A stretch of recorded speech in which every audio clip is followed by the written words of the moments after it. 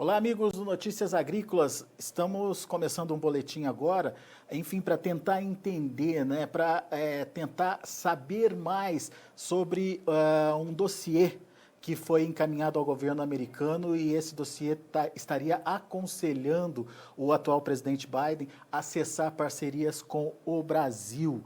De acordo com esse dossiê, durante essa semana, o presidente dos Estados Unidos e outros membros do Poder Executivo lá dos Estados Unidos receberam esse dossiê. De acordo com a BBC News Brasil, o dossiê tem 31 páginas e pede congelamento de acordos econômicos, negociações e alianças políticas com o Brasil, enquanto o presidente Bolsonaro estiver na Previdência. É um dossiê que é uma iniciativa de uma entidade chamada Rede Americana pela Democracia no Brasil. É uma rede que, segundo informações desse texto da BBC Brasil, é criada por acadêmicos e ativistas brasileiros e que conta com cerca aí de 1.500 membros. Entre outras coisas, o texto que circula aí na internet e já vem provocando alguma preocupação aí, principalmente nos debates das redes sociais, ela trata de travar a relação entre Brasil e Estados Unidos. A gente convidou o Christian Lobauer, cientista político, está aqui já com a gente no vídeo. Obrigado, Lobauer, por nos atender, para justamente nos ajudar a entender que peso tem esse documento, qual a importância dele e que tipo de influência ele pode exercer em relação ao pensamento e principalmente aos atos do governo americano. Seja bem-vindo, Lobauer. Obrigado pelo convite para participar dessa conversa.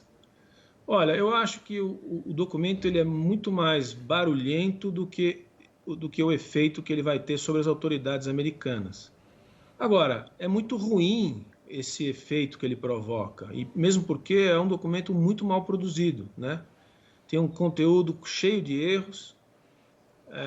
Eu me arrisco a dizer aqui que uma boa parte dos endorsed, né, dos que endossaram, que assinaram, que patrocinaram esse documento, não tem a menor ideia do que estão falando.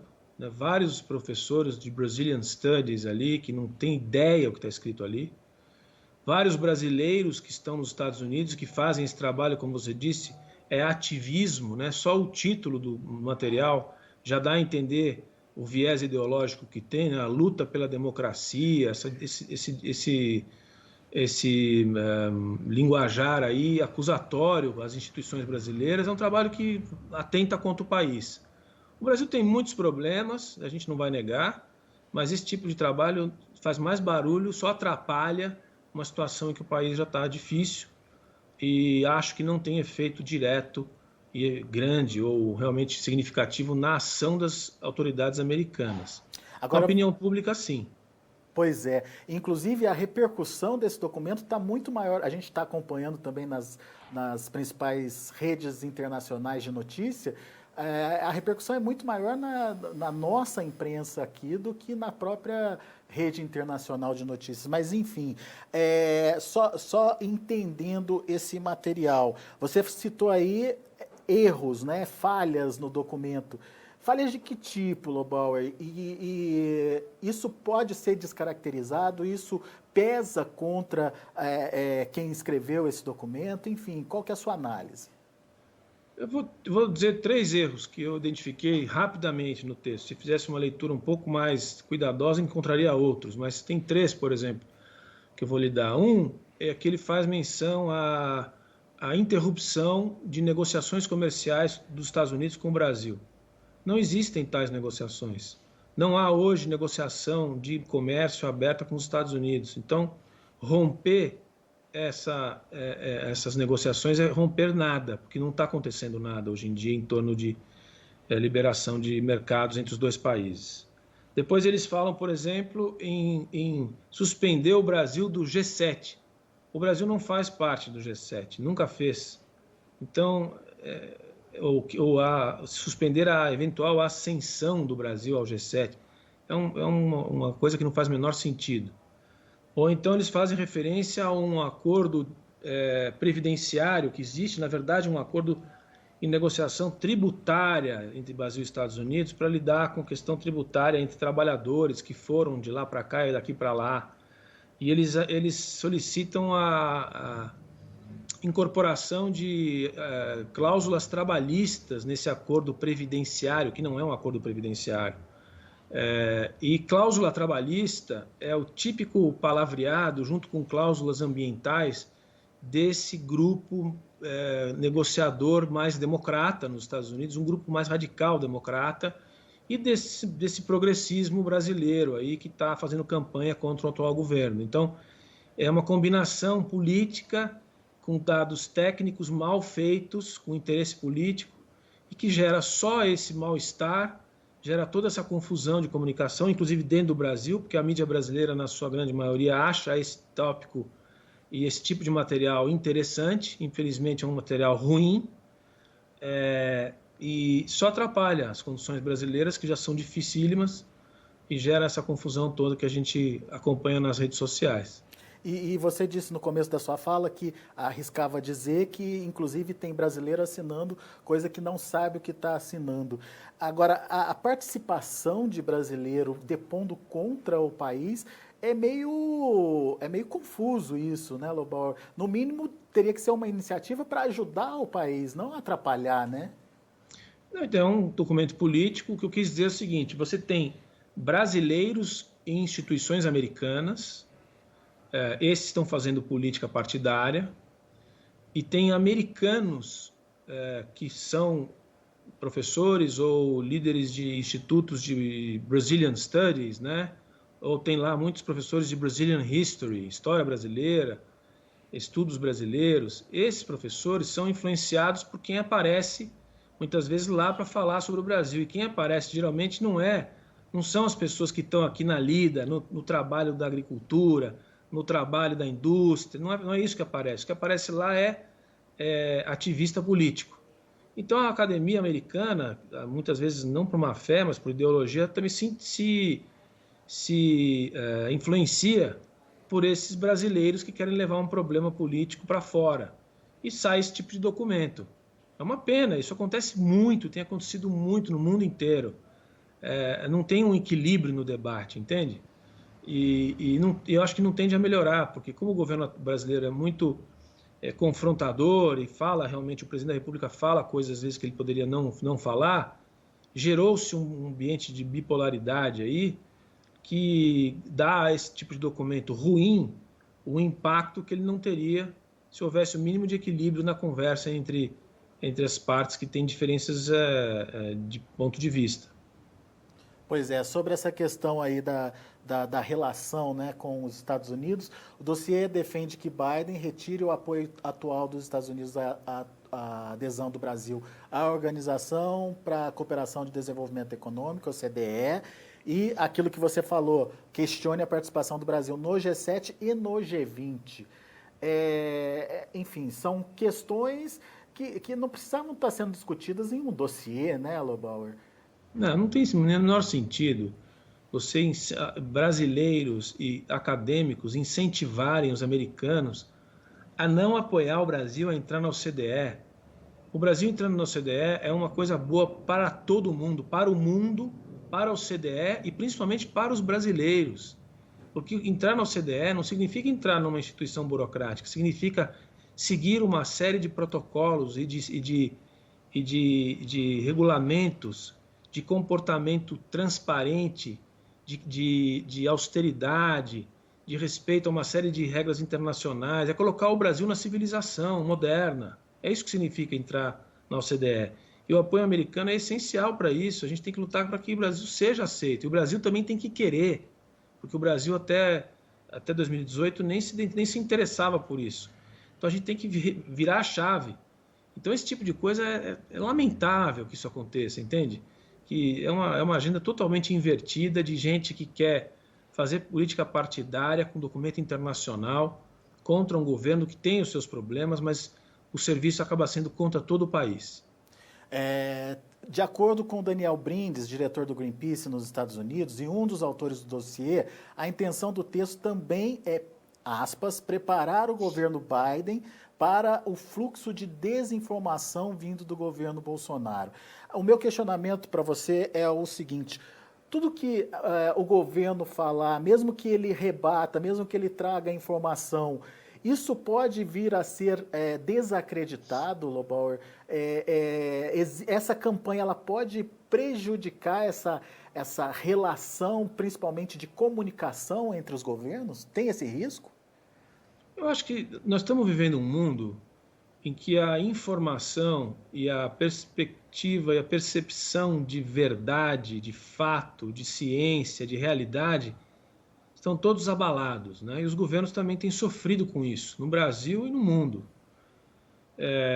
O Greenpeace, você me desculpe, mas se tem uma entidade que transforma a informação, deturpa a realidade, chama-se Greenpeace, né? Então, o que ele está dizendo é exatamente o que ele tem feito, o que ele está acusando de acontecer no mundo, é o que a instituição dele faz cotidianamente.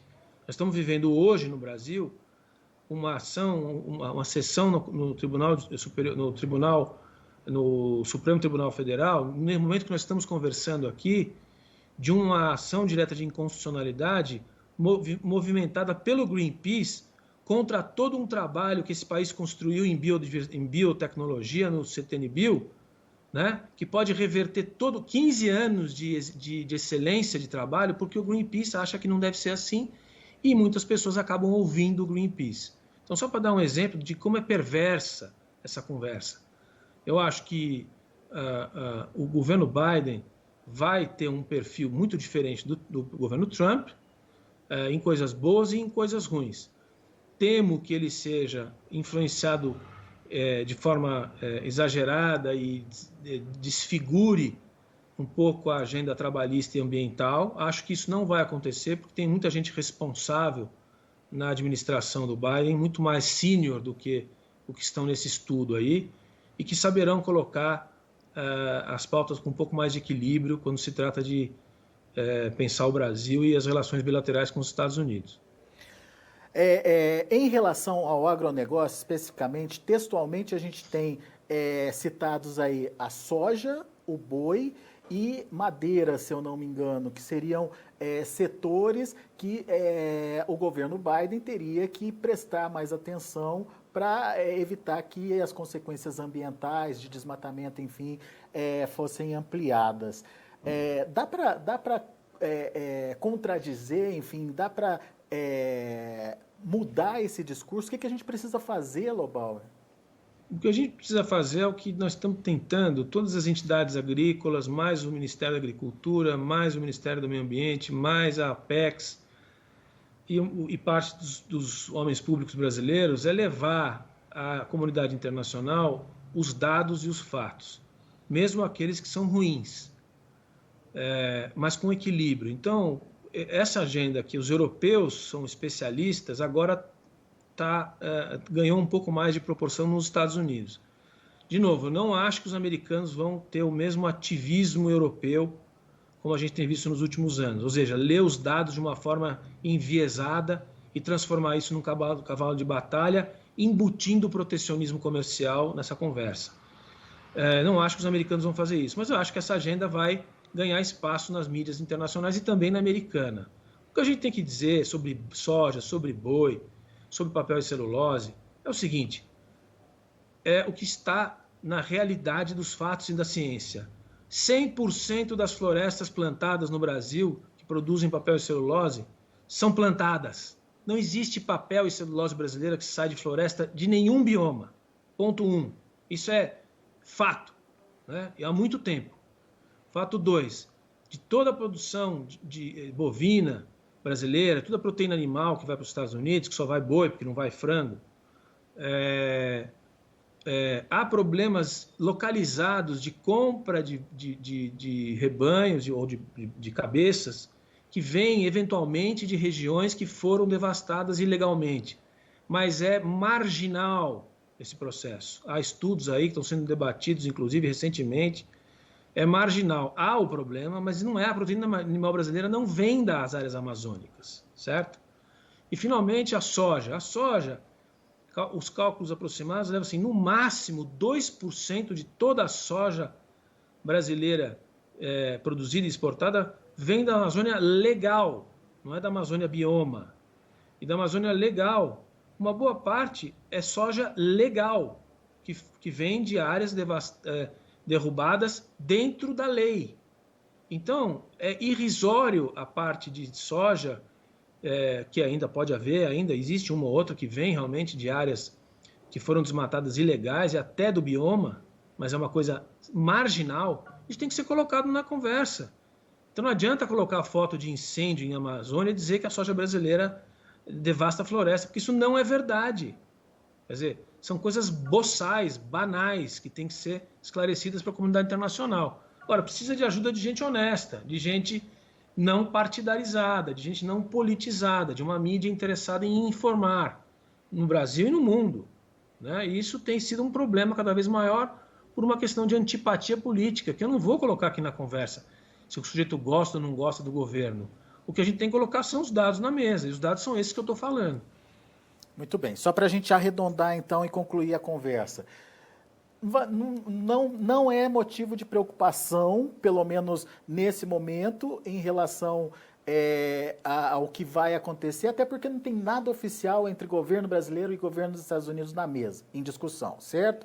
Mas é um alerta para a gente prestar atenção no que está sendo falado e, principalmente, discutir esses temas. É isso aí. O que eu disse é que não existe negociação comercial em andamento, né?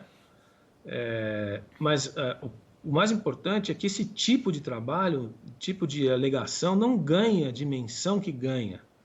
A gente tem que dar dimensão para aquilo que é equilibrado, para aquilo que tem dado científico, para aquilo que quem assina tem responsabilidade pelo que está falando. Esse material aí é um material de ficção, tá certo? Não dá para levar a sério. Agora, se muita gente leva a sério, vai ficando mais difícil de explicar para as pessoas sérias o que é sério e o que não é, né?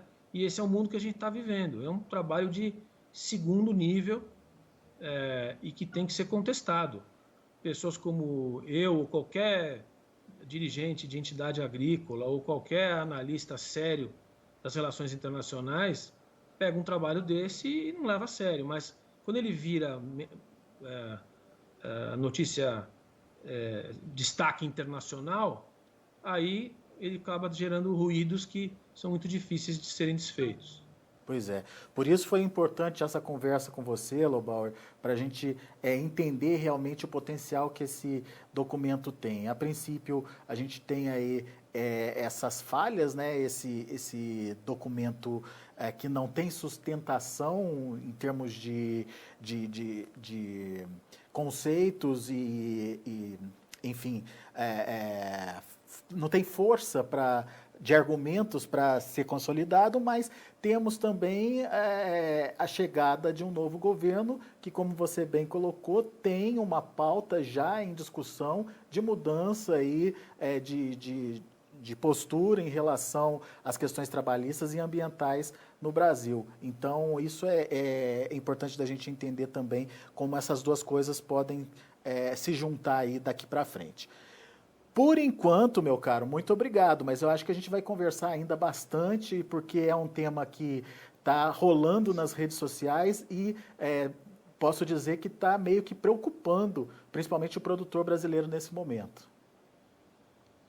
Quando quiser, a gente está aqui para trazer dados e fatos para Notícias Agrícolas e ajudar as pessoas a formarem a sua opinião. Legal. Christian Lobauer, muito obrigado. Um grande abraço para você. Volte sempre. Obrigado, prazer. Tá aí.